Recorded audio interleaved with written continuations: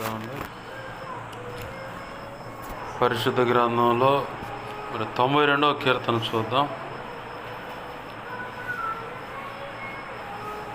92వ కీర్తన 12వ వచనం చూడండి.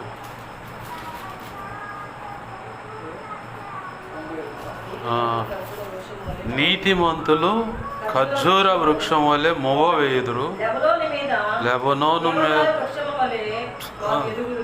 ఆమేన్. 13వ వచనం కూడా చదవండి. యెహోవా మందిరములో నాటబడిన వారే. ఆమేన్, ఆమేన్, ఆమేన్. చిన్న మాట ప్రార్థన చేసుకుందాం. ప్రేమగల మా కన్న తండ్రి యేసయ్యా, నీకు వందనాలు, కృతజ్ఞతాస్తుతులు మా ప్రభువా. జీవము కలిగిన మా తండ్రి, నీకు వందనాలు, కృతజ్ఞతాస్తుతులు.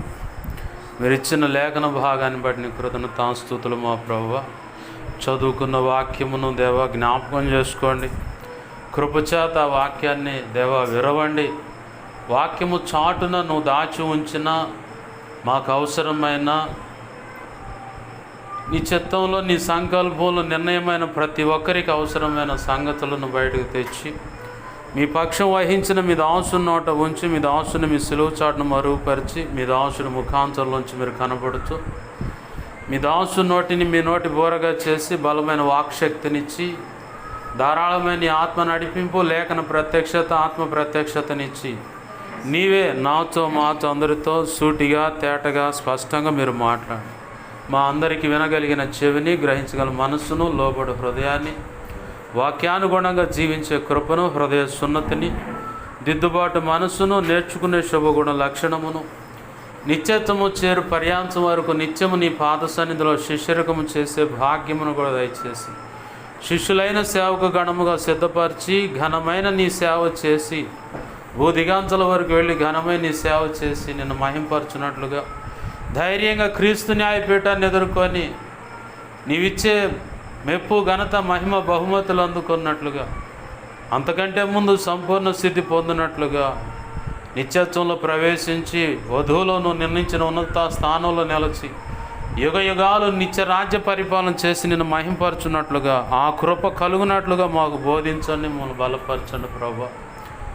రక్షణ లేని బిడ్డలకు రక్షణార్థమై బోధించండి. రక్షణ పొందిన బిడ్డలకు ఆధ్యాత్మిక పరిపక్వతలోకి రావడానికి బోధించండి. ఆధ్యాత్మికంగా దిగజారిన వారిని పురికొల్పడానికి బోధించండి అయా. తిరిగి తెప్పరిల్లి నిలబడటానికి బోధించండి ప్రభా. సేవార్థమై ముందుకు వెళుతున్నట్లయితే సేవలు అవసరమైన ప్రతి సంగతి నీ బిడ్డలకు అందించండి. నీ ఆత్మ కార్యములు జరిగించి నీ చిత్తం నెరవేర్చమని బతిమలాడుతూ ధారాళమైన ఇదిగో తను నీ ఆత్మ నడిపింపును తెచ్చి నీ ఉపదేశాన్ని అటగించాలని ప్రయత్నం చేస్తున్నది దుష్టుడు, వాడి దోతలు, చీకటి అంధకార శక్తులు ఈ ప్రాంతంలో ఏలుబడి చేస్తున్న మరి ఇంకేవైనా ఉన్నా సరే మత్తయి 16:18-19, మత్తయి 18:18 ప్రకారం మహాపునరుద్ధాన శక్తిని బట్టి, శిలువ రక్తాన్ని బట్టి నీవు నాకు ఇచ్చిన అధికారం చొప్పున మేమంతా కలిసి వాటి ప్రభావాన్ని బంధిస్తున్నాం, నిత్య నరకంలోకి విసిరి కొడుతున్నాం, ఓ మూలన బంధించబడి ఉండునగా కేస్తున్నాం ప్రభా. మాకు మీరు తోడై ఉండండి. ఈ స్థలాన్ని సేనాపర్వతంగా చేసి స్తుతి సింహాసనాసనుడు వైపు మాతో ఉండి నీలోంచి ప్రభు నలుదిక్కులు ప్రభులీలు ఏసునాములు వెళ్ళునుగాక. బలమైన నీ సన్నిధి, ప్రసన్నత, ప్రభావం మా మధ్యలో ఉండునుగాక. అది మేము అనుభవించుదాంగాక. కార్యము జరిగించండి అయ్యా. నీ పక్షం వహించిన నేను బలహీన, ఎంత బలహీన నీకు బాగా తెలుసు. నీ మీదే ఆనుకున్న, నీ మీద నీ కృప మీద ఆధారపడ్డాను. నా సమస్త విధేయతల అతిక్రమ దోషాలు, పాప దోషాలు, ఆజ్ఞాతిక్రమలు పునః క్షమించు. నీ సిలువ రక్తం నన్ను కడిగి పవిత్రపరచు. శుద్ధ జలంలో కడిగి పవిత్రపరిచే దేవా, సమస్త కీడు కల్ముషాన్ని కొట్టివి. నీ ఆనంద తైలాభిషేకం నాపై ఇంకను గొప్పగా ఉంచు. పరిశుద్ధాత్మగ్నులను పుటమే శుద్ధ సువర్ణగా మార్చు. పరలో శుద్ధ సువర్ణ తైలం నన్ను ఇంకను గొప్పగా ఉంచు ప్రభా. మత్తయి 10:1-7-20 ప్రకారం, యెషయా 51:16-30, అలాగనే అపోస్తుల కార్యము 4:27-37 ప్రకారం నీ కృప నాకు దయచి. హెస్కేల్ 2:1-2 ప్రకారం నన్ను, మమ్మల్ని అందరినీ చక్కగా నీ ఆత్మతో నింపి మమ్మల్ని నిలబెట్టండి, మాతో మాట్లాడు. ఇర్మియా 1:9-10-18-19 నీ కృప నాకు దయచి. నా చుట్టూరు, మా చుట్టూరు ప్రార్థనలోకి వేసిన ప్రతి ఒక్కరి చుట్టూరు, ఈ గ్రామం సమాజం సమస్తం చుట్టూ సిలువ రక్తపు కంచె, రక్షణ కంచె, అగ్ని కంచెను వేసి నీ మహిమేగాన్ని ఇక్కడ ఆవరింపచేసి నీ చేతిలో దాచిపెట్టి నీ దేవదూతలు అగ్నివాడి రథము సాయం చుట్టూ కావలిగా ఉంచి నీవే అగ్ని ప్రాకారమే నిలిచి మా అందరితో మీరు మాట్లాడమని, నీ ఆత్మకార్యములు జరిగించమని యేసయ్య ఉన్నతనంత శక్తిగల నామమున ప్రార్థించి నీ వాక్యాన్ని బట్టి కృతజ్ఞతాస్తుతులు చెల్లించి నేను గొప్ప చేసుకుంటున్నాం మా తండ్రి. ఆమేన్, ఆమేన్. మంచిది. సమకూడిన మీ అందరికీ ప్రభువైన యేసుక్రీస్తు వారి పేరట నా హృదయపూర్వకమైన వందనాలు. అందరికీ వందనాలు. చదువుకున్న లేఖన భాగంలో నీతిమంతులు అని రాయబడింది మొట్టమొదటిగా. అక్కడ ఒక మాట, నీతిమంతులు అంటే ఎవరు? మన మనస్సాక్షిని బట్టి మనం చూసుకుంటాయా, చిన్ననాటి నుంచి నేను ఎవరికి కూడా కలలో కూడా ఏ ద్రోహం చేయలేదు, కాబట్టి నా మనస్సాక్షిని బట్టి నేను నీతిమంతుణ్ణి అంట. పౌలు గారిని కలిస్తే ధర్మశాస్త్రాన్ని బట్టి చూస్తే నేను నీతిమంతుణ్ణి, కానీ సిలువు చెంతకు రాగానే, సిలువు ఎదుటికి రాగానే నేను మాత్రం పాపులలో ప్రధానుడనయ్యా, నాలో ఏ నీతి లేదు, ఆ ధర్మశాస్త్రాన్ని బట్టి చూసుకుంటే నా నీతి సిలువ ముందు పనికిరాదు అని. మరి నీతిమంతులు ఎవరు? నీతిమంతులు ఎవరయ్యా అంటే నిజముగా యేసు ప్రభు లోకరక్షకుడని ఎరిగి ఆయన ద్వారానే జన్మత కర్మత పాపాలు కొట్టివేయబడి మన మీదున్న శాపాలన్నీ కొట్టివేయబడి నీతిమత్వం అనేది మనకు ఆపాదించబడేది ఎలా అంటే యేసు ప్రభు వారి రక్తంలో, అంటే నీట ముంచు బాప్తీసు అనుభవంలోకి వచ్చినప్పుడు వారి మీద మొదటిగా రక్షణ వస్త్రం కప్పబడుతుంది. ఆ పిదప రెండవదిగా నీతి వస్త్రం కప్పబడుతుంది. ప్రభు చెప్పాడు కదా ఉపమానాల్లో ఒక మాట, నేను గొప్ప పెండ్లి విందు ఏర్పాటు చేశాను, పిలువబడిన వాళ్ళు ఉన్నారు, వాళ్ళందరిని పిలుసుకురాపో అన్నాడు. పిలుసుకురామంటే వాళ్ళు పనివాళ్ళు, ఆయన దగ్గర ఉన్న పనివాళ్ళు, ఆ యజమాని దగ్గర ఉన్న పనివాళ్ళు పెండ్లి విందుకు పిలువబడ్డ వాళ్ళందరినీ పిలవడానికి వెళ్ళాడు. వెళ్తే ఒక ఆయనేమో నాకు పని ఉంది అబ్బాయి, నాకు కుదరదు, నేను రాను అండు. ఒక ఆయనేమో జత ఎడ్లు కొన్నాను నేను, అవి కరెక్ట్గా అరక కట్టితే దున్నుతున్నాయా లేదా, వాడి సంగతి ఏంటో పరీక్షించి రావడానికి వెళుతున్నాను అండు. ఒక ఆయనేమో నేను ఇప్పుడే కొత్తగా పెళ్లి చేసుకున్నాను, నా భార్యను సంతోషపరచాలి, ఆ అమ్మాయికి మంచి చెడు చూసుకోవాలి, ఆ అమ్మాయి దగ్గర లేకపోతే ఎట్ట అని సాకులు చెప్పాడు. ఈ మాటలన్నీ విన్న ఆ యజమానుడు ఏం చేశాడంటే కోపగించుకొని ఇట్లా కాదులే కానీ ఊళ్ళోకి పోండి, ఎవరు కనపడితే వాళ్ళు పట్టరండి, వాళ్ళను తీసుకొచ్చి ఆడ పెండ్లి విందులో కూర్చోబెట్టారు. చివరిలో ఒక అతని దగ్గరికి రాగానే పెండ్లి వస్త్రం లేదు, అంటే రక్షణ వస్త్రం అది. ఒకానొక రోజు ఖచ్చితంగా యేసు ప్రభు వారు భక్త సమాజం అనే ఆ సమూహంలో, అంటే వధువుగా ఏర్పరచబడింది, ఆ వధువు అనే ఆ సమూహంలో నువ్వు కూడా రక్షణ పొంది ఒక అవయవంలో పొందుపరచబడతావు, ఒక పరమాణులాగా పొందుపరచబడినప్పుడు ఇప్పుడు మనం ఎలా అయితే మా ఇంట్లో ఒక అబ్బాయి పెళ్ళిడికి వచ్చి ఉన్నాడయ్యా, అబ్బాయికి మంచి అమ్మాయిని సంబంధం చూడాలని చెప్పని పోయి ఎతుకుతాం, ఆయా రీతులుగా చూసుకున్న దాన్ని బట్టి ఈమె ఉత్తమురాలని చెప్పని ఎంచుకొని తీసుకొచ్చుకొని పెళ్ళాడుతాం. అట్లనే యేసు ప్రభు కూడా ఒకానొక రోజు నిన్ను నన్ను ఏది రక్షణ పొందుంటే వధువులను ఒక అవయవంలో ఒక పరమాణువుగా చేర్చబడినప్పుడు నీవు కూడా భక్త సమాజంలో అందరితో కలగలుపుకొని నీవు కూడా పెళ్ళాడబడతావు. అప్పుడు సృష్టికర్త నీకు భర్త అయి ఉంటాడు. లేఖనంలో యెషయా గ్రంథంలో రాసిపెట్టి ఉంది, సృష్టికర్త మీకు భర్త అయి ఉన్నాడండి. భర్త అయి ఉన్నాడంటే భర్త అంటే ఎవరు? భరించేవాడు, బాధ్యత చూసుకునేవాడు, భార్యకి ఏమేం కావాలో ఏంటి అన్ని విషయాల్లో దగ్గరుండి చూసుకునేవాడు, భరించేవాడే భర్త. సృష్టికర్త మనకు భర్త అయి ఉన్నాడంటే నీ జన్మత కర్మత పాపాలు మొదటిగా ఆయన భరించాడు. ఎలా భరించాడు పాస్టర్ గారు అంటే మనకు తెలియదే ఉంది. ఆయన పుట్టినరోజునేమో క్రిస్మస్ అని చెప్పి 40 రోజులు తెల్లవారుజామునో వెలుసుబాటు ఉంటే సాయంకాలము ప్రార్థనలు జరుపుతూ ఉంటాం. పుట్టినరోజు మనకు తెలిసిందే. ఆయన చనిపోయి తిరిగి లేచిన అంటే ఈస్టర్ పండుగ రోజు అంటే దానికి కూడా 40 రోజులు తెల్లవారుజామునో వెలుసుబాటు ఉంటే సాయంకాలం వేళ ఏదో ఒక పూట ప్రార్థనలు అనేవి ఖచ్చితంగా జరుగుతాయి.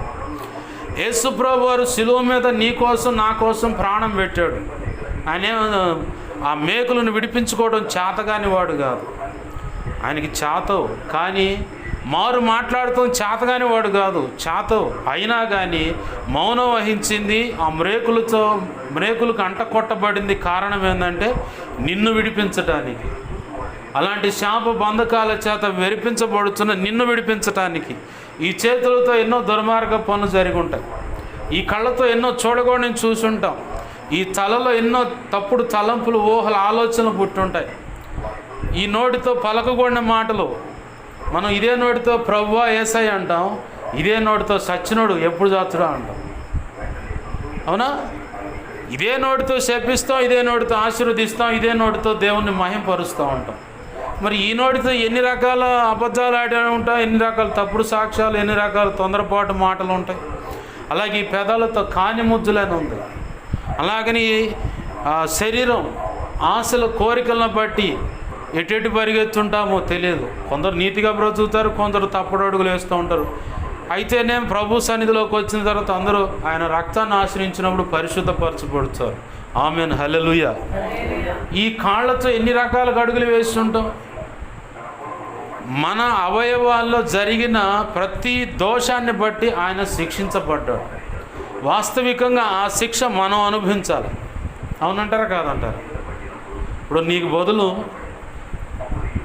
జైల్లో ఒక కేసులో, ఏదో కేసులో నీకు బదులు నీ ముక్కు మొహం తెలియని ఒక వ్యక్తి వచ్చి, అయ్యా నీ శిక్ష నేను భరిస్తానని చెప్పని వెళ్ళిపోయి ఉరికమ్మానికి ఎక్కాడు అనుకో, నీ పరిస్థితి ఏంది? నువ్వు ఎలా ఉంటావు? కృతజ్ఞత కలిగి ఉండాలి లెక్క.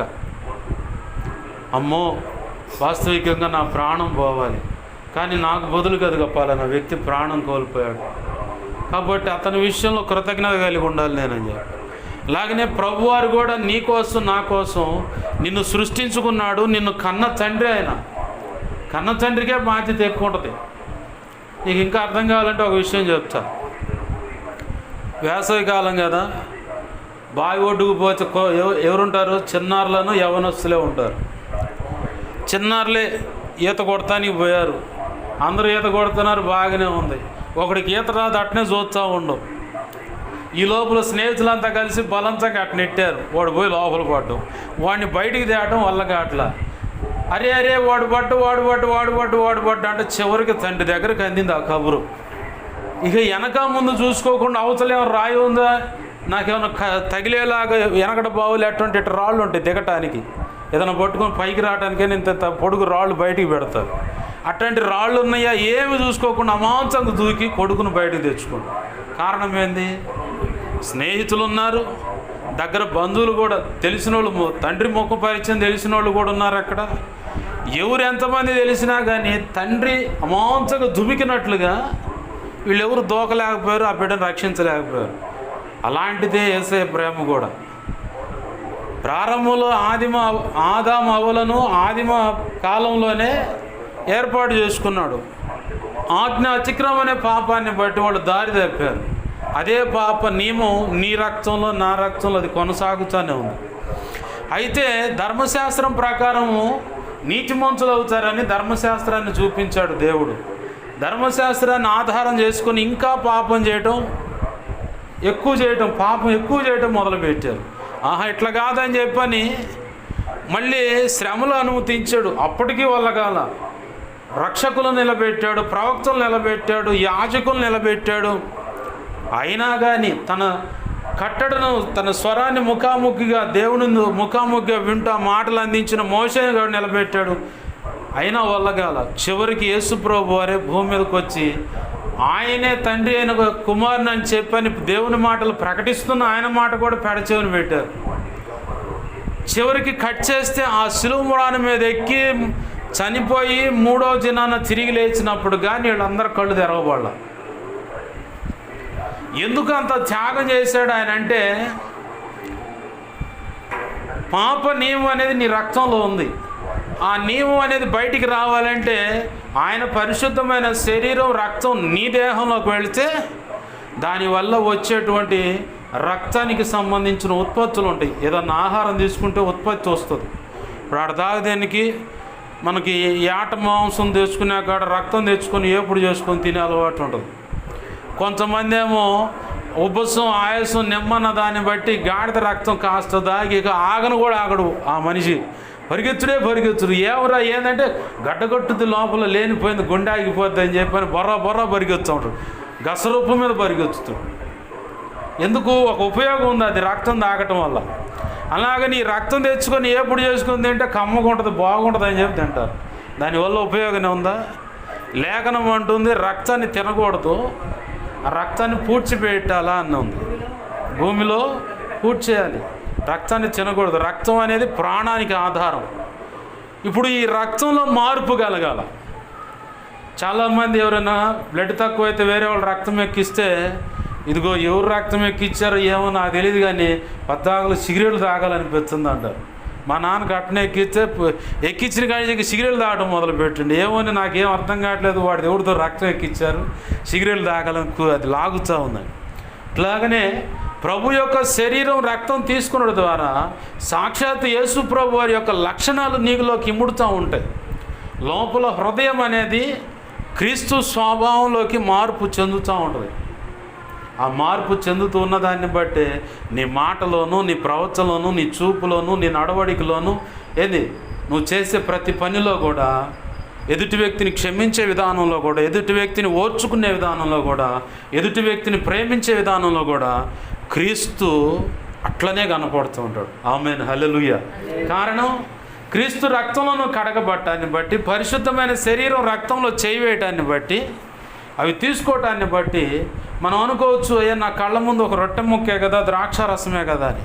నువ్వు ఎప్పుడైతే నోట్లో తీసుకొని మింగుడు పడుతుందో ఆ వెంటనేది ఆయన సాక్షాత్తు శిలువలో నీ కొరకు నా కొరకు నల్లగొట్టబడిన శరీరంగాను, ఆఖరి రక్త బొట్టు వరకు కాచిన పరిశుద్ధ రక్తంగాను మారిపోద్ది. మారిపోయినప్పుడే నీలో ప్రభు యొక్క లక్షణాలు కనపడుతూ ఉంటాయి. ఆ లక్షణాలు కనపడాలనే ఆయన డైరెక్ట్గా త్యాగమయ్యాడు. ఆ త్యాగాన్ని గుర్తించిన నీవు నిజముగా నేను పాపినయ్యా, నేను మారు మనసు పొందాను, బాప్తీస్ అనుభవంలోకి వస్తానయ్యా, నాకు బాప్తీసం ఇవ్వండి అని చెప్పి ఎప్పుడైతే అడుగు పెడతావో ఆ త్యాగాన్ని నువ్వు గుర్తించిన వ్యక్తి దానవు, గుర్తించిన దానవు, గుర్తించిన వాడు వచ్చావు. అప్పుడు దాకా నువ్వు కాలక్షేపం చేస్తా అలా కాలం గడుపుతా ఉన్నావు అనుకో, నీ సమయమే వ్యర్థమవుతూ ఉంటుంది. నన్ను 2003లో ది పెంతెకోస్తు అనుభవంలో ఉన్నటువంటి ఒక సహకారి, ఆ సేవలో ఉన్నటువంటి ఒక సహకారి పిలిచాడు. అప్పుడు నాన్నకు షుగర్ వల్ల ఎంతోటి కాలు తీసేశారు. ఆయన కుర్చీలో కూర్చొని ఉండు, తమ్ముడు బజార్ రోడ్డు మీద నిలబడి మాట్లాడుతాను, తమ్ముడు నీ స్వరం బాగుంది, పాటలు బాగా పాడుతావు, నువ్వు మందిరానికి రా, నాన్న ఆరోగ్యం కూడా కుదిరిపడుద్ది, రా నా మాటిని. పైకి ఏం చెప్పానంటే, సంవత్సరానికి ఒకసారి సాగర్ పోతాం, ఫ్యామిలీ ట్రిప్పు, ఆడే వండుకొని తినొచ్చాం, అంతే కొబ్బరికాయ కొట్టొచ్చాం, ఇంక అంతకంటే రాము అని చెప్పని. లోపలేమనుకున్నంటే ఈ సమాధానం చెప్పేదానికంటే ముందు ఒకటి చెబితే నేను రాను అనుకో. అక్కడ పెడితే అంతే నర్సరావుపేట వచ్చి పడ్డా 2007లో. ఆ నుంచి 2014 చివరి దాకా అట్ట టాటా ఏసీ డ్రైవర్గా, కార్ డ్రైవర్గా అట్లా తిరిగా. చివరికి 2015 జనవరి 28వ తారీఖు బాప్తీసం అనుభవంలోకి వచ్చి, అది కూడా ఈరోజు బాప్తీసం పొంది తెల్లారితే చచ్చిపోదాను ఆలోచనతో వచ్చాను. నేను కుటుంబ పరిస్థితులు బాగోక, నేను అనుకున్న ప్రపంచం ఒకటి అనుకుంటే కనబడుతున్న ప్రపంచం ఒకటి అనుకొని అట్లా ఇక లేదు, విసిగిపోయి చచ్చిపోదాం అనే పరిస్థితికి వచ్చి బాప్తీసం పొంది చనిపోదాం అనుకున్నా. షాలేం రాజు గారు బాప్తీసం రోజు ఉపదేశం ఇస్తాడు, ఈరోజు బాప్తీసం పొంది తెల్లారి చచ్చిపోదని బాప్తీసంకి వచ్చావా అండు. నాకు అట్లా స్ట్రైక్ అయింది. ఏది నా మనసులో ఉన్న సంగతి దేనికాడ తెలిసింది అనుకున్నా. ఓ అమ్మ, ఇప్పుడు దొరికితే మాత్రం మామూలుగా ఉండదు. ఒకవేళ డైరెక్ట్గా వచ్చి నువ్వే కదా మనిషి అంటే పరుగు పోయి లేనిపోయింది, ఎందుకులే బాప్తీసం పొంది దేవుని చిత్తమని దేవుని సేవలు కొనసాగుదాంలే అనుకున్నా. ఆ బాప్తీసం పొందాను. మళ్ళీ బైబిల్ మిషన్ సభల్లో అక్కడ ఉపవాసాలు ఉంటే అక్కడ గడుపుతూ ఉన్నారు ఆ రోజులు. ఆడకు పోగాలి ఎం సత్యం పాష గారు అని ఒక ఆయన నన్ను చూసి, నువ్వు సేవ చేస్తావు, మా ఊర్రా 7 రోజులు వాక్యం చదువుదు కానీ మా సంఘాల్లో. ఓ అమ్మ, అసలు నాకు ఏమీ తెలియదు అది అంటారు చూడు, చాలు అసలు ఏమీ తెలీదు, నాకేం తెలియదు అంటే నీ ముఖం వాక్యం చెబుతుంది, నీ ముఖమే చెబుతుంది, వాక్యం చెబుతాను, నువ్వు రా మా ఊరు పోదాం. నాకు భయం వేసింది. ఇక చివరికి నేను అన్నాను, అయ్యా నేను నేర్చుకోవాల్సింది చాలా ఉంది, ఖచ్చితంగా సేవకు వస్తాను. నేను ఒక సహకారి పిలిచినప్పుడు, నేను రక్షణలోకి వచ్చినప్పుడు ఎన్ని సంవత్సరాలు వ్యర్థం చేసుకున్న లెక్కేండి మీరు. 2003 నుంచి 2014 దాకా ఇంచుమించుగా 11 సంవత్సరాలు నేను వ్యర్థం చేసుకున్నాను. 11 లేదా 9, 11 సంవత్సరాలు నేను వ్యర్థం చేసుకున్నాను. అయ్యే అప్పుడు మాటిని లోబడినట్లయితే ఈ పాటికలు ఏ రకంగా ఉండేదో సేవ. ఈరోజు సమయం పాడు చేసుకున్నానని బాధపడుతున్నాను. అదే సమయము ఉన్నట్లయితే ఇంకొంచెం గొప్ప సేవ ఇంకో కొన్ని ఆత్మలను రక్షణలోకి, లేదంటే ఇంకా అనేకులను బలపరచడానికైనా ఉపయోగపడేవాడిని కదా నేను.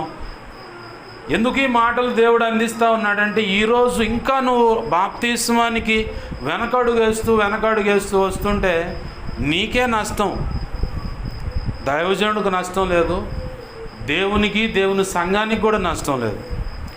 రక్షణ పొందటం వల్ల నీకు మేలు. ఇప్పుడు స్కూల్కి వెళ్తున్నాము, రిజిస్టర్లో పేరు లేకపోతే పాస్ చేస్తారా? నువ్వు పోయి హెడ్ మాస్టర్తో తగాదు పెట్టుకున్న పాస్ చేయడు. నీకు అప్పుడే చెప్పాక ఆధార్ కార్డు, రేషన్ కార్డు, పిల్లలకు సంబంధించిన బర్త్ సర్టిఫికేట్ తీసుకొనిరా, నేను రిజిస్టర్లో పేరు రాస్తానని చెప్పానంటే ఏముందిలే గారు మా అమ్మ అవుతుంది రోజు అవుతుంది, అది కాదబ్బా అంటున్నా కానీ వినకుండా పోతుంది. ఇప్పుడు సంవత్సరాంతంలోకి వచ్చి మా అమ్మాయి పాస్ అయిందా, మా అబ్బాయి పాస్ అయిందంటే ఎట్ట పాస్ అయింది? రావటానికైతే నలుగురు మధ్యలో ఆడ కూర్చోబెడతాడు. ఈయనే ఏదో 4 ముక్కలు వింటారు, నేర్చుకుంటారు, లేదంటే యథా రాజా తథా ప్రజ అయిపోద్ది. రిజిస్టర్లో పేరుంటే డైలీ హాజరు ఉంటుంది. హాజరును బట్టి కూడా ఆ టీచర్కి, ఆ స్టూడెంట్ మీద బాధ్యత ఉంటుంది. ఎస్ఐ కౌగిట్లోకి వచ్చినప్పుడు నీ పూర్తి సమస్యలు కానీ ఏయైనా కానీ అన్ని విషయాలు ఆయన బాధ్యత తీసుకుంటాడు. అప్పుడు నువ్వు ఏది అడగాలన్నా, అబ్బా తండ్రి ఏంది నా సంగతి. ఈ మధ్యకాలంలో పాట రాయించాడు ప్రభు, అబ్బా తండ్రి దావీదు తనయుడా నజరేయ నా మంచి సమరయ నా రక్షక. ఇలా నేను వాడుకోవటానికి ధైర్యం ఉంది. ఎందుకంటే నా రక్షకుడు కాబట్టి, ఆయన రక్తంలో కడగబడ్డాను కాబట్టి. నీవు నీతి మంచురాలవి అని అనిపించుకోవాలని ఆశ ఉందా? అలాగ నేను బ్రతకాలని ఆశ ఉందా? ఆశ ఉన్నట్టు చేయి చూపించండి. ఎందుకులే పాషగా లేనిపోయింది. చేయొచ్చిన కానించి దేశపాడు అరెస్ట్ చేస్తారు. ఒరే నువ్వు చెయ్యొచ్చుగా అమ్మాయి, నువ్వు చెయ్యొచ్చుగా, ఎందుకని ఇంకా ఎందుకు తీసుకోవట్లేదు అంటారు. ఈ గోళంత ఎందుకు? అసలు ఎటు కాకుండా రాజీ పడి మధ్యలో ఉన్నాను అనుకో, అసలు ఏ గోళం ఉండదు. నేను చెప్తున్నాను, ఇవాళ కాకపోయినా ఇంకొక రోజైనా ఖచ్చితంగా నువ్వు బాప్తిసం పొందాలి. బాప్తిసం పొందకుండా ప్రభు చిత్తమే ఒకవేళ కాలం చెల్లిపోయిందనుకో, పరిస్థితి ఏంది? ఏడుంటాం డైరెక్ట్గా? పాతాళంలో పక్కన శాత తీర్తావు. క్రీస్తు న్యాయపీఠం ఎదుట రక్షణ పొందిన వాళ్ళు తీర్పు పొందుకుంటారు. తండ్రి అయిన దేవుని సింహాసనం ఒకటి ఉంది, ధవళ సింహాసనం అంటారు. ఆడకి వెళ్ళి నిలబడచ్చు. నీతో పాటు నీకు 4 ముక్కలు చెప్పినోడు కూడా యేసయ్యతో పాటు నిలబడి నీకు తీర్పు తీరుస్తారు. అది మేలా? ఎందుకులేయా? ఇటు కూడా ఉన్న కష్టాలు ఉన్నాయి, ఉన్న అప్పులు అటు కూడా ఉన్నాయి, పిల్లల బాధ్యతలు ఉన్నాయి, భర్త బాధ్యత ఉంది, భార్య బాధ్యత ఉంది, నాకంటూ కుటుంబం ఉంది. ఖచ్చితంగా ఇది రక్షణ పొందమని ఈ బాధ్యతల మీద కొనసాగుతూనే ఉంటాయి కదా. నేను తొందరగా రక్షణ పొందుతాను, ప్రభు కృపకు పాత్రురాలు అవుతానని చెప్పంటావా? వేగరమే త్వరితముగా రక్షణ అనుభవంలోకి వస్తేనే నువ్వు నీతిమంతురాలుగా పిలువబడతావు. రక్షణలో లేవనుకో, నువ్వు ఎన్నాళ్ళున్నా ఎడంగా అట్లా చూస్తూనే ఉంటాడు. కానీ ప్రభు నీకు ఏదైనా సహాయం అందించాలన్నా సహాయం అందించలేడు ఆయన. నీకు ఇంకా అర్థం కావాలంటే ఇంకో మాట చెబుతాను. ఆ మధ్యకాలంలో ఒక రాజుగారు దండోరా వేయించాడంట. రాజుగారు పుట్టినరోజు వచ్చింది కాబట్టి రాజుగారు ఈ దండోరా వేస్తున్నాడు. ఏంటయ్యాదంటే, రాజుగారు సింహాసనం అలా ఉంటుంది, రాజుగారు ఆ సింహాసనం మీద ఉంటాడు. ఆయన ముందుగా ఆయన వాడే కిరీటము, ఆభరణాలు, నగలు, ఖడ్గము, వజ్రాలు, బంగారము వెండి ఈ నాణ్యాలు ఇలా ఉన్నాయి, ఎవరికి ఎన్ని కావాలంటే అన్ని తీసుకొని పోవచ్చు, మీ ఇష్టం అని దండోరు వేశాడు ఆ ఆస్థానంలో. ధైర్యం చేసి కొంతమంది వస్తున్నారు, తీసుకొని పోతున్నారు. సాయంకాలం వరకు ఇది టైం కూడా మళ్ళీ వస్తున్నారు, తీసుకుంటా పోతున్నారు, వస్తున్నారు, తీసుకుంటా పోతూ ఉన్నారు. చివరిలో ఒకడు ఏదో అంటారు చూడు, ఆడుతూ పాడుతూ అన్నట్టుగా సరదాగా ఎగురుతూ వస్తూ ఉండు. సరదాగా ఎగురుతూ వస్తూ ఉంటే మంత్రి చూసి అంటాడు, ఏమిరా టైం అయిపోతుందన్న దిగులు లేదంటే, ఏం టైము ఏందంటే రాజుగారు దండోరా వేయించాడు రా. ఏంటిది నీకు తెలియదు అంటే, తెలీదు చెప్పండి అంటే, ఇటు సంగతి ఇలా ఇలా అని చెప్పాను. అవునా అని చెప్పని బర్రా పోయిండు. ముందు వెండి నాణ్యాలు ఉన్న పళ్ళెం కాడ పోయి నుంచుండు. వాడికి నచ్చల. బంగారపు నాణ్యాల దగ్గరకు వచ్చిండు, నచ్చల. వజ్రాలు రత్నాలు వైడూర్యాలు ఉన్నాయి, వాటికాడికి వచ్చాడు, నచ్చల. రాజుగారు వాడి ఖడ్గం దగ్గరకు వచ్చాడు, ఇది నచ్చల. బంగారపు నగల కాడికి వచ్చాడు, అయ్యి నచ్చల. రాజుగారు వేసుకునే వస్త్రాలు ఒకసారి తీసి అటు దొడుక్కోండు, చూసుకోండు, నచ్చల. రాజుగారి కిరీటం దగ్గరకు పోయి పెట్టుకోండు, చూసుకోండు, ఇది కూడా నచ్చల. మళ్ళీ అన్నిటికి వెళ్ళి చూసి బర్రా పోయి రాజుగారిని పట్టుకోండు. ఒరే ఏం చేస్తారో రాజుగారిని ఏందని చెప్పానంటే, ఆగు ఇక్కడ ఏది పట్టుకున్నా నాదే అని చెప్పారు కానీ. అవునరా, మరి నేను పట్టుకున్న రాజుగారు నా ఓడాను. రాజుగారు నీ ఓడి ఎట్ట అవుతురా అంటే, నువ్వు చెప్పేవా లేదా అంటాడు. నువ్వు భలే తెలియగలలాగా ఉన్నావు, ఉండండి మంత్రి, ఆగు అని చెప్పని. అసలు నీ కోరిక ఏందిరా చెప్పంటే, నెలకు ఒక్కసారి మా ఇంటికి వచ్చి భోజనం చేయి చాలు, ఇక అంతే. ఏంది నెలకు ఒకసారి భోజనం చేయమంటే, మంత్రికి చెప్పిండు, వీడు కోరిన కోరిక నెరవేర్చాలి, నేను రాజును కాబట్టి చూడండి ఏర్పాట్లు అంటే. ఆ ఊరికి పోతే ఆ ఊరు రోడ్డు సక్రంగా లేదు, అన్ని గోతులు, ఎక్కటం దిగటం అంతా గందరగోళం. ఈ మంత్రి చూసి రోడ్లు చూశాడు, ఆ తర్వాత ఊరు చూస్తే ఒక్క ఇంటి మీద కూడా సరిగా కప్పు లేదు. వాడిలో చూస్తే అసలు ఇంటి మీద కప్పే లేదు, అన్ని నిట్ట ఊరక గోడలు ఉన్నాయి. వాడు చెట్టు కింద తలదాచుకొని ఉంటుండు. ఇప్పుడు రాజుగారి ఏడ తినాలి భోజనం? ఏంది రాజుగారి ఆస్థానంలో ఇంత దరిద్రపు గ్రామం ఉందా అని చెప్పని, పరువు తక్కువ అయిద్ది అని చెప్పని మంత్రి గారు వచ్చి బర్ర రాజుగారు రథం రావాలని కుదరదు ఈ రోడ్డు అని చెప్పని రోడ్డు వేశారు. రాజుగారి ఆస్థానంలో ఇంత దరిద్రపు గ్రామం ఉందా అని చెప్పని అందరు నవ్విపోతారని ప్రతి ఒక్కడి ఇల్లు బాగు చేశారు. చివరికి ఈడింటి కాడికి వచ్చేసరికి ఈ ఇల్లును శుభ్రం చేసి రాజుగారికి ఇష్టానికి తగ్గట్టుగా రాజభవన్లాగా ఇల్లు కట్టారు. రాజుగారు అన్నం తినంగానే ఏం చేయాలా, ఉద్యానవనానికి పోయి ఏకాంతంగా కొంచెం అట్లా తిరుగుతా ప్రశాంతం కాలం గడుపుతాడు. అట్లా ఉద్యానవనాన్ని ఏర్పాటు చేశాడు. చివరికి అంతా అయిపోయింది, రాజుగారు వచ్చారు, భోజనం చేసి వెళ్ళిపోయేటప్పుడు మంత్రి అన్నాడు, రాజా వీడిని బట్టి నీకేమర్థమైంది? ఏమైతే చాలా తెలియగలవాడు, వాడి తెలివితేళ్ళ బట్టి చూడు ఊరు మొత్తం బాగు చేయించుకోండి అంటే, రాజా ఇంతకంటే ఉత్తమమైనవాడు నీ కూతురికి మొగుడుగా దొరకడు, నా మాటిని వాడికి ఇచ్చి పిల్లల్ని పెళ్లి చేయి అయిపోద్ది, ఇక నీకెందుకు, నీ రాజ్యం సుభిక్షంగా ఉంటుంది. అవునంటవా అంటే అవునా. ఈ కథలో మనకు దొరికిన నీతి ఏంటంటే, రాజు అంటే రారాజు మన యేసయ్య, ఆయన పట్టుకున్నాం అనుకో, ప్రభువు గురించి ఏం రాసి ఉందంటే, క్రీస్తు మహదైశ్వర్యంలోనే సకల ఐశ్వర్యంలో కలవు. ఇప్పుడు ఆయనే నువ్వు ఇంటికి తీసుకుపోవచ్చంటే నీకు ఏం తక్కువైద్ది, ఏం కొద్దువైద్ది? సారేపోతే విధవరాలు ఇంటికి పోతే ఏమైంది పరిస్థితి? ఏలియా చెప్పాడు ఒక మాట, తీసుకురా అన్నాడు, దేవుడు ఆజ్ఞాపించాడు. కరువు కాలం అంతా తీరిపోయేంత వరకు ఆ నూనె తెత్తంటే ఓరుతుంది, ఆ పిండి తెత్తంటే ఓరుతూ ఉంది. కరువే లేదు ఆ కుటుంబానికి. ఎలీషా దగ్గరకు పోయా అప్పుల వాళ్ళు వచ్చి నా పిల్లలు నాకోం పోతున్నారంటే, నీ దగ్గర ఏముందంటే కొంచెం నూనె ఉందండి. నీ దగ్గర ఉన్న కొంచెం టాలెంట్నే, కొంచెం ఆ రెక్కల కష్టాన్ని దేవుడు ఆశీర్వదిస్తాడు, ఉన్న అప్పు నుంచి విడిపిస్తాడు. దేవుడు చేసే పని ఇవన్నీ. దేవుడే నీకు తోడే ఉన్నాడు అనుకో, దేవుడే నీలో ఉన్నాడు అనుకో, దేవుడే నీ ఇంటికి ఆహ్వానించుకున్నావు అనుకో. దుర్మార్గుడురా వీడంత దుర్మార్గుడు పాపి అయిన మనిషి ప్రపంచంలో ఎవడూ లేడని నింద మోపారు. ఎవరైనా పొట్టాయన ఎక్కాల్సిన చెట్టు ఎక్కిండు. ఆయన స్వభావానికి తగ్గట్టుగా మేడి చెట్టు ఎక్కిండు. మేడి చెట్టు ఎట్టుండదు, పైకి మేలుగా భలే నిగనిగలాడుతాం, లోపల చూస్తే పొట్ట విప్పి చూడ పురుగులు ఉండని ఆయన స్వభావానికి తగ్గట్టుగానే పైకి ఆ చెట్టు ఎక్కి కూర్చుండు. ఏసై వచ్చి దిగు నీకు ఎక్కింది చాలే, ఆ చెట్టు మీద ఉన్నది చాలు, దిగిరా నేను ఈరోజు నీతో నీ ఇంట్లో ఉండాలనగానే వెంటనే అప్పటి వరకు నా దారిద్ర్యం మొత్తం, ఆ పాపి అనే మనిషి అనే ముద్ర మొత్తం కొట్టివేయబడింది. ప్రభు కృపలో నీతిమంతుడిగా తీర్చబడి ప్రభు అన్నాడు, ఇతను కూడా అబ్రహాము కుమారుడే.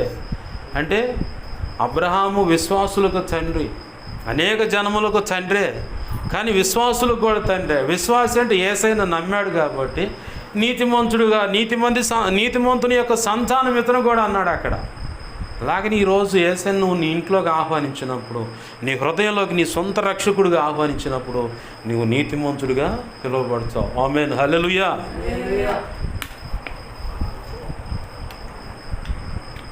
ఇంకొక మాట ఉంది అక్కడ, నీతిమంతుడు మువ్వ వేస్తారట.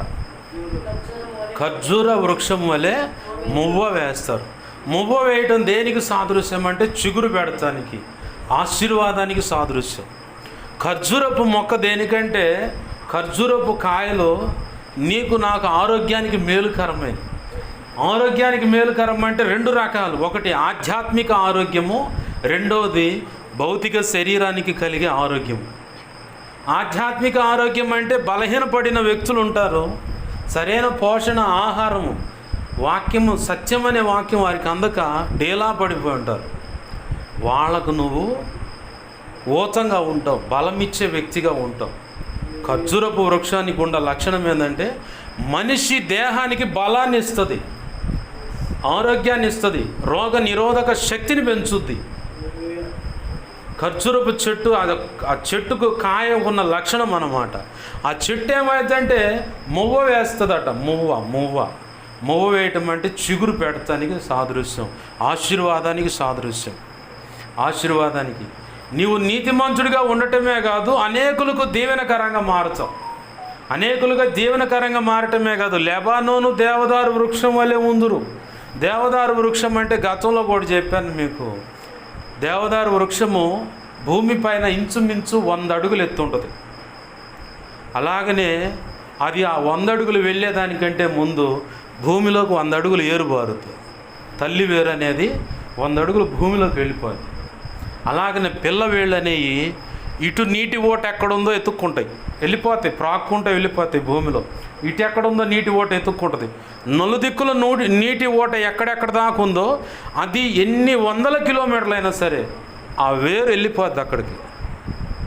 10 కిలోమీటర్లు ఉన్నా, 5 కిలోమీటర్లు ఉన్నా, కిలోమీటర్ దూరం ఉన్నా సరే దానికి నీరు దొరకాల.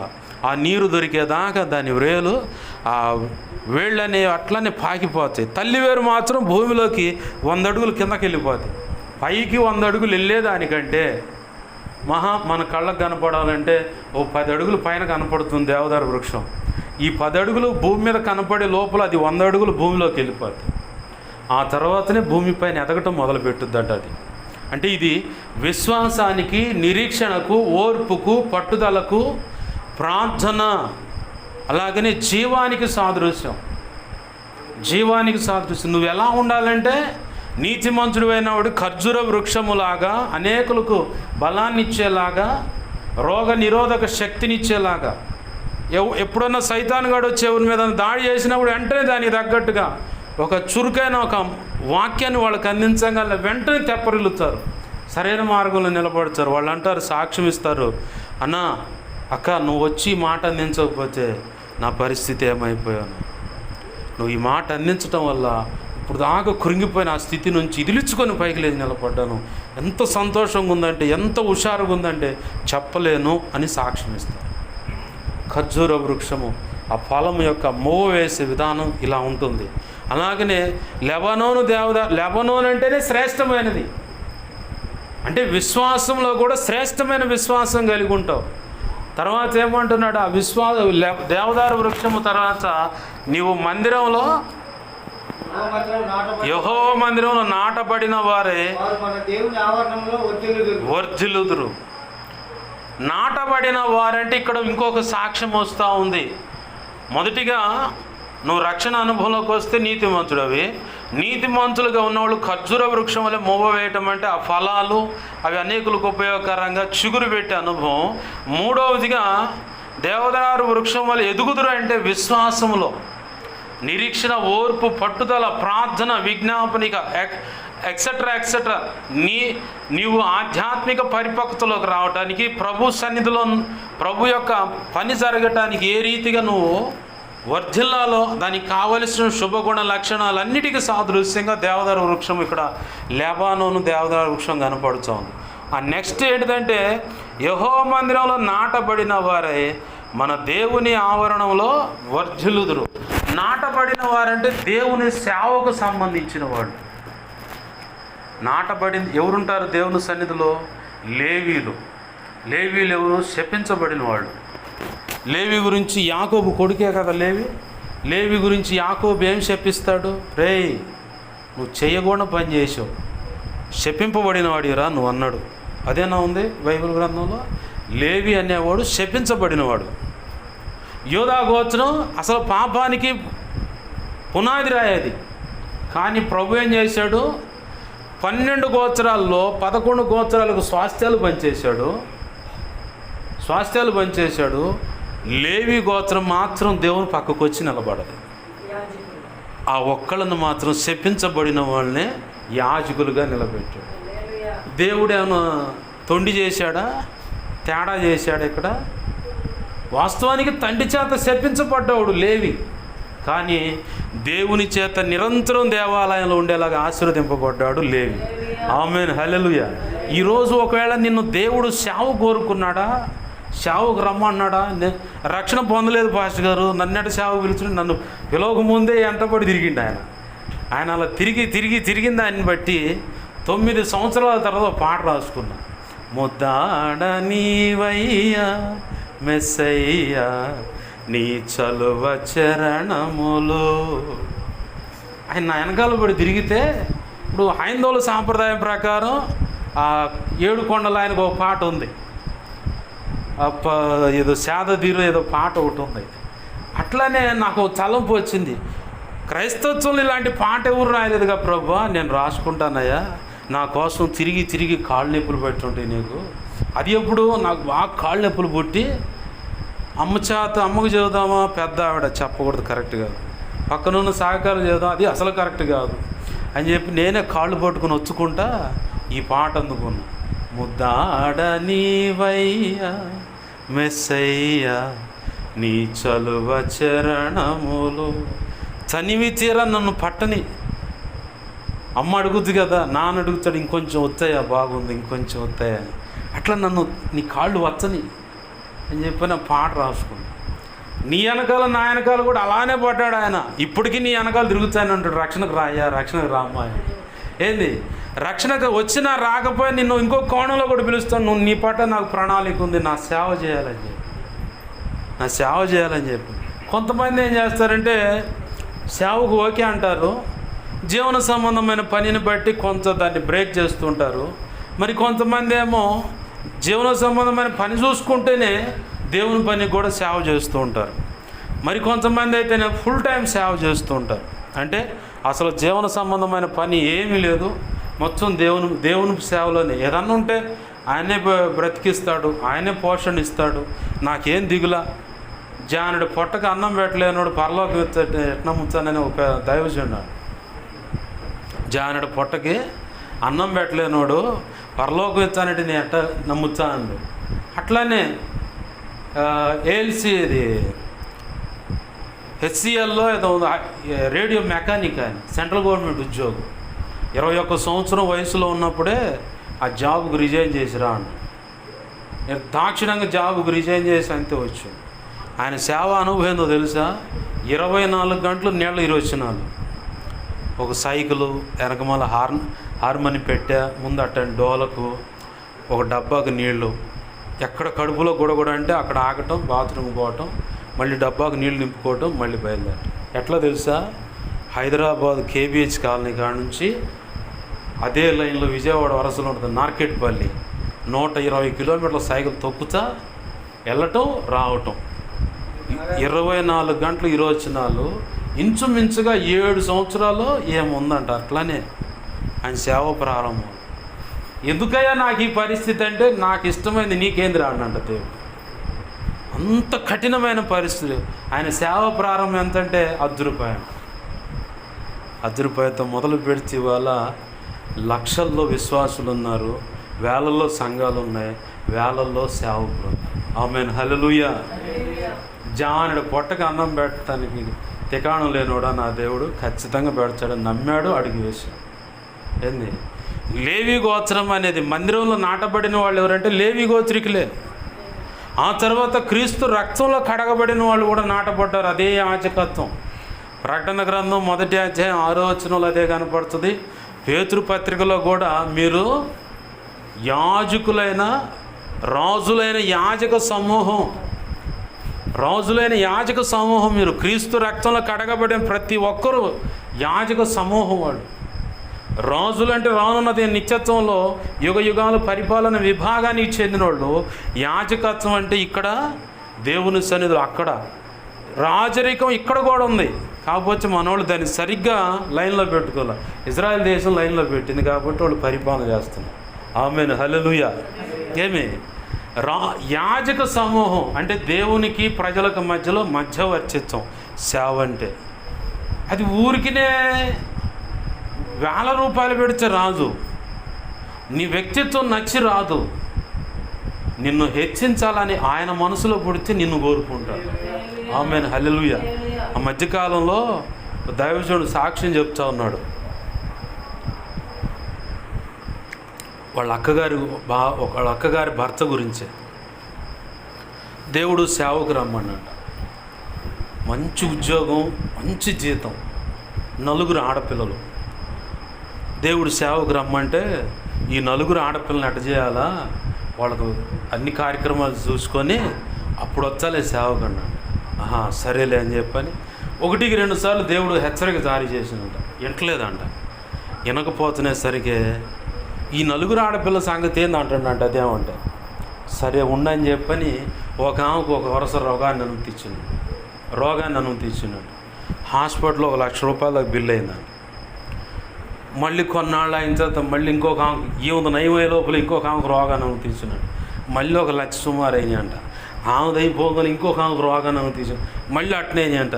మళ్ళీ ఇంకొక ఆమెకు అందుకుంటునేసరికి 1 by 1 తిరుగుతూ ఉండేసరికి ఈయన కళ్ళు తెరవబడ్డాయి. మాంసంగా కుదేలే కుప్పగూలి కూర్చొని, ప్రభా ఇంక చాలు, నాకు అర్థమైపోయింది, నీ సేవకు రాకపోతే నా జీవితం ఎంత ఉన్నా కానీ నా పిల్లలకు ఆరోగ్యం ఇచ్చేది నువ్వేగా, నా పిల్లలను సజీవులకు ఉంచేది నువ్వేగా, నాకు ఏదైనా సమకూర్చేది నువ్వే కదా, నాకు తప్పైంది అయ్యా క్షమించని చెప్పని జాబ్కు రిజైన్ చేసి ఫుల్ టైం సేవకు వచ్చిందంట. పూర్తిగా దేవుని కృపలో ఆ పిల్లలు 4 పెళ్ళిళ్ళు దేవుడు చేశాడు. వెల్ సెటిల్ అయిపోయారు, కూడా దేవుని సేవలో ఉన్నారు. ఈయన కూడా మంచి సేవ చేసి ప్రభు సన్నిధి చేరిపోయాడు. పోయిన వారము చెప్తా ఉన్నాడు. ఇలా సంఘంలో దేవుని పిలిస్తే ఆయన అంట నేను రాను. దేవుని సేవ అంటే చాలా విలువైంది. మన వ్యక్తిత్వాలు నచ్చి ఆయన కోరుకోలేదు. లేవి వ్యక్తిత్వం నచ్చి కోరుకున్నాడు దేవుడు. 11 మంది గోత్రికులు తెలియగలదా? వాళ్ళ శపించబడ్డ లేవి గోత్రం తెలియగలదా చెప్పండి? ఏమో భాష గారు మాకేం అర్థం కాలేదంటారు. 11 మంది గోత్రాలేమో స్వాస్థ్యాలు పంచుకోవటానికే కూర్చున్నారు. ఈ లేవి గోత్రం మాత్రం పక్కకు వచ్చి దేవుని పక్షంగా నిలబడితే దేవుడే వాళ్ళకు స్వాస్థ్యమయ్యాడు. ఆమేన్, హల్లెలూయా. వీళ్ళకి ఎన్ని ఆస్తులు ఉంటే ఉపయోగం, ఉండాల్సినోడు వాళ్ళకు ఉన్నాడు. ఇప్పుడు ఏది కావాలన్నా ఇక్కడి నుంచి వస్తుంది. ఇక ఈడ ఎంత తోడుతూ ఉంటే అంత వస్తూ ఉంటుంది ఓట. ఆడేమో ఉన్నది చూసుకొని కొలుసుకోవాలి. ఇదేరా ఉంది, అమ్మో కూర్చొని తింటే కొండలైన కరిగిపోతారా, ఇదేరా ఉంది, అమ్మో ఇదేరా ఉందని చెప్పి వాళ్ళు బిక్కుమంటూ ఉంటారు. ఏడున్నవాడు నా ప్రాణమా యెహోవాను సన్నతించుము, ఆయన చేయి ఉపకారం దేన్ని మర్చిపోమాకని చెప్పి దేవుని స్తుతిస్తూ ఉంటారు. ఇప్పుడు లేవీలు మంచి పని చేశారా, లేకపోతే 11 గోత్రాలు మంచి పని చేసినాయా? యోధా గోత్రంలో ఏముందని చెప్పని పాపం సొంత మామ ఆయనకు కడుపును పుట్టిన 2 పిల్లలు కూడా తేడా చేశారు. వాళ్ళు అట్నే దేవుడు చంపేశాడు. యోధా కూడా తేడా చేస్తే కోడలు నీతి మంత్రాలే కపటంగా ఆయన దగ్గరికి వెళ్ళి ఒక పని చేసింది. అది దేవుడు నీతిగానే ఎంచాడు, పాపంగా ఎంచలా. కానీ ఆ గోత్రంలో నుంచే యేసయ్య రావాలని కోరుకున్నాడు. ఆమేన్, హల్లెలూయా. ఇప్పుడు ఆ యోధా గోత్రపు పిల్లలు మనం అంతా ఏంది, ఆ యేసయ్య పిల్లలు మనం. యేసయ్య నిన్ను దేవుని పని కోరుకున్నాడంటే ఎంత విలువైన పనో. నీవు దేవుని మందిరంలో నాటపడాలని, అక్కడ నుంచి నీకు సకల ఐశ్వర్యాలను అందించాలనే దేవుడు కోరిక. నీ ఒక్క తరమే కాదు, ప్రతి తరము తరం అన్ని తరాలు నీ నుంచి దీవించబడాలని దేవుడు నిన్ను ప్రత్యేకంగా కోరుకున్నాడు. దాని విలువ తెలియనప్పుడు మనం ఎలా ఉంటుందంటే ఇహ సంబంధమైన ధన భోగాలు, వాళ్ళు జనం ఇచ్చేటువంటి గౌరవ మర్యాదల మీదే మన మనసు నిలుపుతాం. యేసయ్య ఇచ్చే ఆశీర్వాదం నువ్వు నిలిపావనుకో. ఇలా కేఏ పాల్ గారి గురించి మొన్న ఒక 2-3 సంవత్సరాల వరకు జోకరు బ్రహ్మానందం కంటే కమెడియన్ అన్నారు. ఇవాళ నిన్న ఒక పొద్దునే వీడియో చూసా. అమెరికాలో ఒక 2 నిమిషాలు స్పీచ్ ఇస్తే గందరగోళంగా ఉంది. ఏంది మరి అమెరికా పోయి ఇవాళ ఫైట్ చేస్తున్నాడు, సుప్రీంకోర్టుతో ఫైట్ చేస్తున్నాడు ఆయన క్రైస్తవుల పక్షంగా. ప్రవీణ్ పగడాల అనే వ్యక్తి చావు విషయంలో అది హత్య అని చెప్పి నిరూపించడానికి, హత్య వాస్తవమే, అది అందరికీ తెలుసు.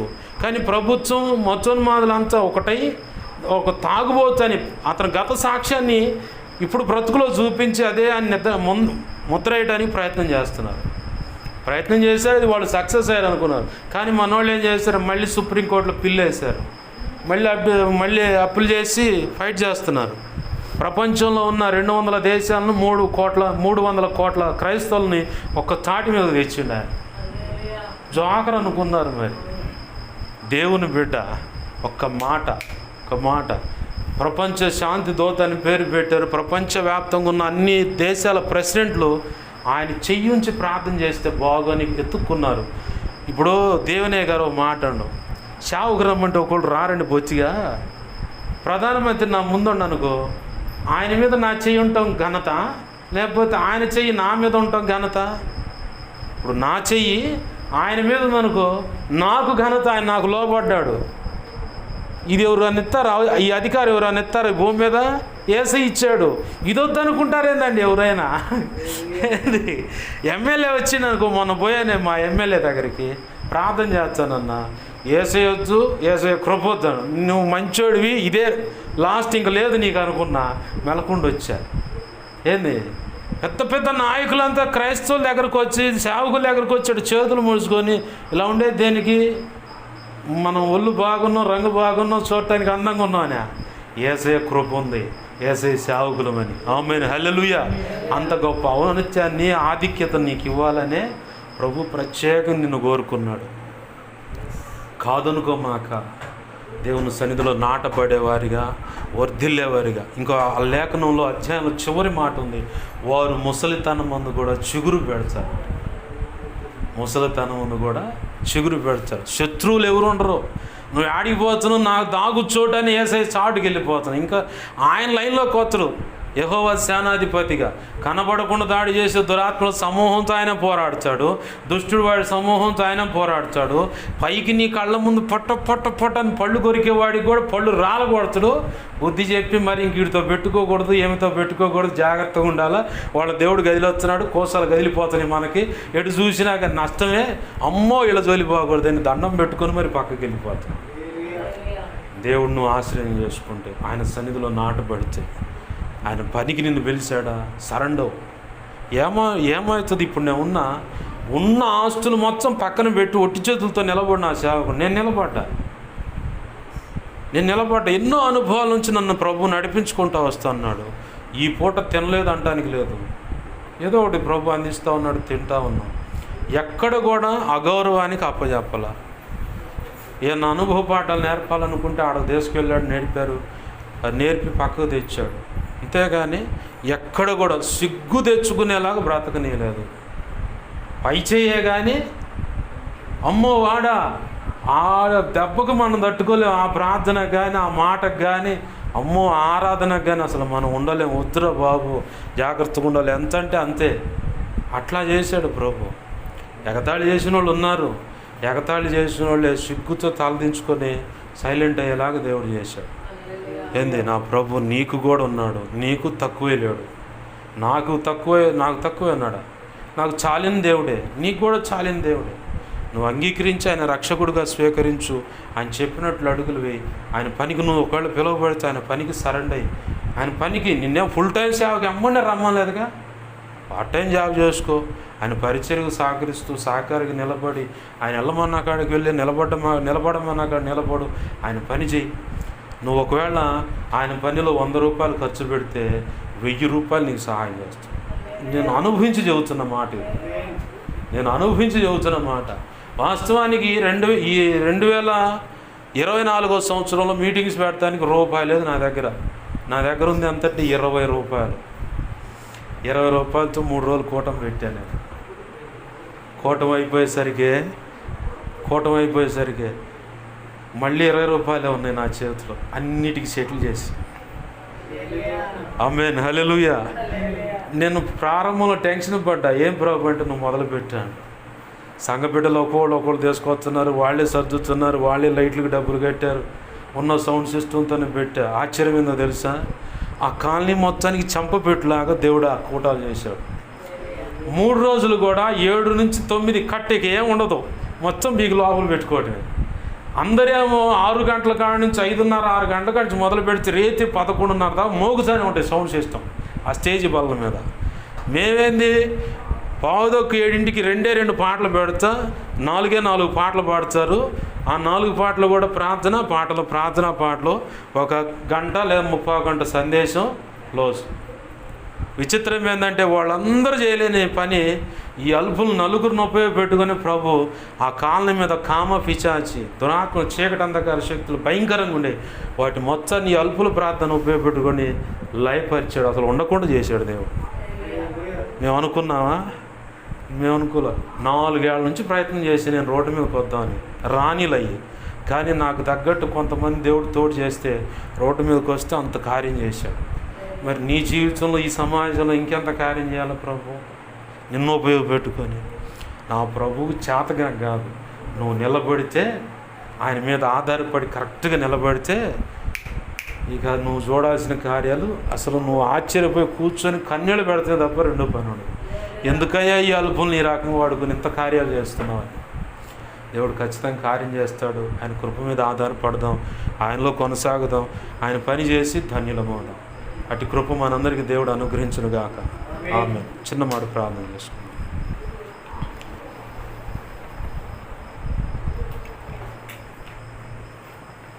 ప్రేమగల మా కన్న తండ్రి యేసయ్యా, నీకు వందనాలు, కృతజ్ఞతాస్తుతులు మా ప్రభు. దేవా, మీరు అందించిన వర్తమానాన్ని బట్టి నీకు కృతజ్ఞతాస్తుతులు. విన్న మాటలు వ్యర్థమైపోకుండా మా హృదయాలు పదిలపరచమయ్యా. అనేక పర్యాలు నెమరు వేసి నిన్ను మహింపరచడానికి కూడా కృపను దయచేయి. దేవా, నీతి మంతులుగా ఉండాలంటే మొదటిగా రక్షణ అనుభవంలోకి రావాలని సెలవిస్తున్నాం. రక్షణ అనుభవంలోకి వచ్చిన మేము ఖర్జూర వృక్షం వల్ల వేస్తామని, ఖర్జూర ఫలములు అనేకులకు ఆరోగ్యకరంగాను రోగ నిరోధక శక్తిని అనుగ్రహించేలాగా అనేక రీతిగా ఆధ్యాత్మిక భౌతికంగాను దేవా అర్థం ఇచ్చేలాగా నేను.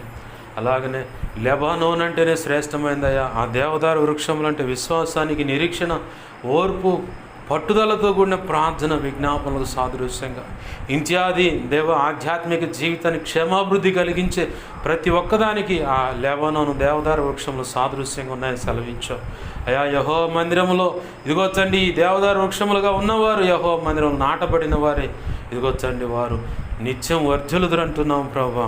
మేము నాటబడిన వారమంటే ఇదిగో తండ్రి, లేవి గోత్రం వాస్తవానికి శపించబడింది తండ్రి చేత.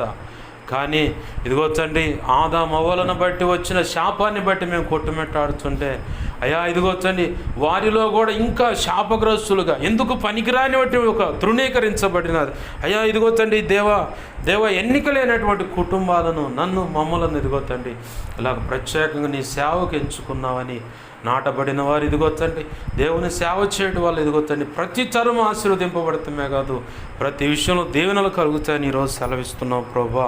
అయా వారు ముసలితనం మందు కూడా చిగురించేదని అంటున్నావు ప్రభా. అవును ప్రభా, నీ యందు వినయ భయభక్తులు కలిగిన మా పితరులు పెద్దవాళ్ళు అయా పండు వృద్ధాప్యం మందు ఇదిగో తండ్రి ఇంచుమించుగా 100-110 సంవత్సరాల వరకు కూడా అయ్యా ఇదిగో తండ్రి నీ యందు వినయ భయభక్తులు కలిగి ఉండటం వల్ల పండు వృద్ధాప్యం మందు కూడా ఎటువంటి శ్రమ అనుభవించకుండా వారు నీ పిలుపునందుకొని దేవా 4 తరాలు చూసి మరి వెళ్ళారు ప్రభువా. 4 తరాలు చూసి మరి వెళ్ళారు. చిగురు పెట్టడం అంటే ఇక అదేగయ్యా. ఇదిగోచ్చండి దేవా దేవా దేవా దేవా, గొప్ప ఆశీర్వాదం దేవుని సేవలో ఉందని చెప్పని ఈరోజు మాట్లాడుతూ ఉన్నారు. దేవా నీ గొప్ప కార్యాలు జరిగించండి.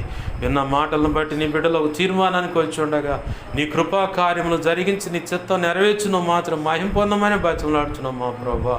అయా నీ వాక్యాన్ని హెచ్చించుకుంటున్నామయ్యా. అయా చేరి వచ్చిన బిడ్డల కుటుంబ సమస్యలు ఏమున్నాయో యేసు నామమున సమస్యలు పరిష్కరింపబడును గాక. భార్యాభర్తల మధ్య అసమాధానం అయితే తొలగిపోయి సమాధానపరచబడి వారు కుటుంబంగా కట్టబడుదురు గాక. ఇదిగో తండ్రి విద్యా సంవత్సరం ప్రారంభమైందయ్యా. ఆల్రెడీ కాలేజీలు తెరవబడ్డాయి అయ్యా. కాలేజీకి వెళ్ళిన పిల్లల్ని స్వాధీనం తీసుకోయా. ఇదిగో తండ్రి 12వ తారీఖు నుంచి స్కూళ్ళు ప్రారంభం కాబోతున్నాయి. స్కూల్కి వెళ్తున్న బిడ్డలు, హాస్టల్లో చదవటానికి అంచబడిన బిడ్డలు అందరికీ తోడై నువ్వు ఉందుగాక. విద్యా సంవత్సరం అంతటిలో నువ్వు తోడై ఉండి క్షేమం కలుగు చేయదుగాక.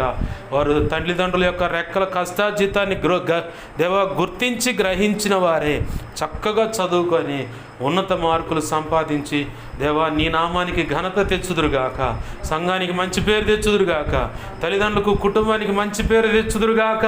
అది నీ కృప ద్వారా జరుగునుగాక ప్రభువా. బిడ్డలు ఇదిగో తండ్రి పొలం పనులకు వెళ్తూ ఉన్నారు, బళ్ళు తోలటానికి వెళ్తూ ఉన్నారు, ఆయా రీతులుగా ఆఫీసులకు వెళ్తూ ఉన్నారు. బిడ్డలు తోడై ఉండు, క్షేమాన్ని దయచే ప్రభువా. కృపలో యేసు నామములో అన్ని విధాల వర్ధిల్లునుగాక, ఆశీర్వదింపబడునుగాక. గొప్ప కార్యాలు జరిగించండి అయ్యా. అయ్యా మా కోసం, నా కోసం అన్ని విధాలు ప్రార్థించమని ఆయా రీతులుగా అడిగిన ప్రతి ఒక్కరి అవసరత నీ కృపచేత యేసు నామములో తీర్చబడును గాక. నీ సన్నిధిలో కానీ ఇంట్లో కానీ మోకరించి దైవజనుడికి మా సంగతి తెలియపరచని, దైవజనుడి ద్వారా మా సంగతి తెలియపరచని ప్రార్థన చేయించని ప్రతి ఒక్కరు అడుగుతున్నా వారి అవసరత అక్కలు నీ కృపచేత యేసు నామములో తీర్చబడును గాక. అయా పరిచర్య కోసం, నా కోసం అన్ని విధాలు ప్రార్థిస్తూ ఉపవసించి ప్రార్థిస్తున్న బిడ్డను దీవించండి, రక్షించండి. నీ సేవలు ఆధ్యాత్మిక, భౌతిక, ఆర్థిక, ఆరోగ్యపరంగా బలపరిచి దీవించి ఆశీర్వదించి అభిషేకించి గొప్పగా నీ సేవలు వాడిని వారందరినీ వాడుకోదుగాక. ఈ గొప్ప కార్యాలు జరిగించి నీ వాక్యాన్ని హెచ్చించుకుంటున్నామయ్యా, నీ నామాన్ని ఘనపరుచుకుంటున్నామయ్యా. 2 తిమోతి 1:12 ప్రకారం నీ చేతులకు నన్ను మమ్మలను చేరి వచ్చిన కుటుంబాలను, నీ సమాజాన్ని, ప్రజలు, నీ పరిచయను దేవస్థానికంగా ఇక్కడ నీ పరిచయం నడిపిస్తున్న బిడ్డలు సమస్తాన్ని చేతులకు అప్పచెబుతున్నాను ప్రభువా. మాకు మా మీద ఇంకెవరికైనా కళలు, నిద్రలు, దర్శనం, స్వప్నాలు చూపించబడు సమస్త చీకటి శోధనడు ప్రభు నీ మహాపునరుద్ధాన శక్తి ద్వారా యేసు నామములో మత్తయి 16:18 మత్తయి 18 ప్రకారం ఈ పునరుద్ధాన శక్తి ద్వారా వాటి ప్రభుని బంధిస్తున్నాను, లయపరుస్తున్నాను, బంధించి లయపరిచిన నీ కృతజ్ఞతాస్తుతులు మా ప్రభు. అయ్యా మాకు మా మీద ఇంకెవరికైనా కళలు, నిధులు, దర్శన, స్వప్నాలు చూపించబడి సమస్త మంచి కళ, మంచి దర్శనం, మంచి స్వప్న, నిధులు చూసి సమస్త మంచి యేసు నామములో నీ మహాపునరుద్ధాన శక్తి ద్వారా త్వరపెట్టావు జరుగును గాక, నెరవేర్చబడుగా. త్వరపెట్టావు జరిగేలా చేసి నెరవేర్చినందుకు కృతజ్ఞతాస్తుతులు అయ్యా. కనికరించి నీ కృపా కార్యములు జరిగించును మాత్రం మహిమ పొందమని యేసే ఉన్నతనంత శక్తిగల నామమును అడిగి వేడుకొని ప్రార్థించి సమస్తం పొందుకొని వీడని దీవించి ఆశీర్వించి చేతులకు అప్పచెప్పి మహిమపరుచుకుంటున్నాం మా తండ్రి.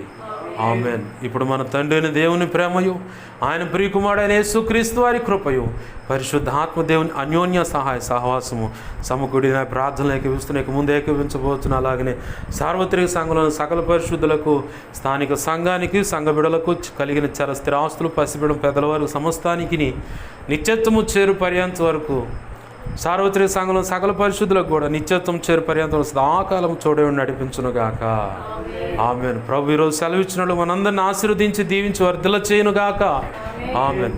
యేసు రక్తమునకేచి ప్రవేశు నామమున సంపూర్ణమైన విజయం కలుగునుగాక. ఆమెన్. అపవాది వాడి దోతలు, చీకటి, అంధకార శక్తుల క్రియలు అవెంత మంత్ర ప్రయోగాలను వాటన్నిటికీ అనంతనాశనం, సర్వనాశనం, నిత్యనాశనం కలుగునుగాక. ఆమెన్. యుద్ధం యెహోవాదే. యేసు రక్తమునకే జయము జయము జయం. ఆమెన్. హల్లెలూయా, హల్లెలూయా, హల్లెలూయా. అందరికీ వందనాలు. ప్రభు యొక్క మహా ఉచిత కృప మనందరికీ తోడై ఉండి నడిపించునుగాక. ఆమెన్.